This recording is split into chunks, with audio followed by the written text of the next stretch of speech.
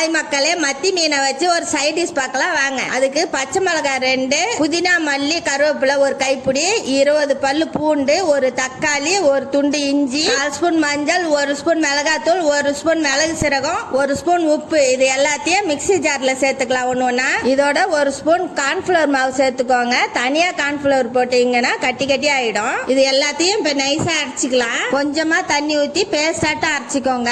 மீனை மஞ்சளும் உப்பும் போட்டு நல்லா கழுவி வச்சிருக்கேன். அரைச்ச மசாலாவை மீன்ல ஊத்தி எல்லா மீன்லயும் படுற மாதிரி தடவி வச்சுக்கலாம். இது 1 மணி நேரம் ஊறட்டும். 1 மணி நேரம் ஆயிடுச்சு. சின்னதா கட் பண்ண வாழை இலையில ரெடி பண்ணி வச்சிருக்கிற மீனை இது மாதிரி மடிச்சு எடுத்துக்கலாம். வாழை இலைய மடிக்கும் போது கிளியாம மடிச்சுக்கோங்க. பார்த்து இலை பிரியாம இருக்கிறதுக்கு ஒரு நூல் போட்டு கட்டிக்கலாம். இந்த மாதிரி மீன் செய்யும் போது அடுப்புல செய்யுங்க, டேஸ்ட் சூப்பரா இருக்கும். இப்ப அடுப்புல தோசை கல்ல வச்சுக்கலாம். கல்லு சூடு ஏறினதும் 1 டேபிள் ஸ்பூன் கடலை எண்ணெய் போட்டுக்குவோம். எண்ணெய் நல்லா சூடு ஏறட்டும். இப்ப ரெடி பண்ணி வச்சிருக்கிற மீனை ஒன்னா எடுத்து வச்சுக்குவோம். 5 நிமிஷத்துக்கு ஒரு தடவை திருப்பி விட்டுக்கிட்டே இருங்க. இந்த அளவுக்கு இலை கருப்பானதை எடுத்துடலாம். ஆறுனதான் இலையை பிரிச்சு எடுத்தா சுட்ட மீன் ரெடி. யாருக்கெல்லாம் சுட்ட மீன் பிடிக்குமோ கமெண்ட் பண்ணுங்க. அடுத்த வீடியோல பார்க்கலாம். பாய்.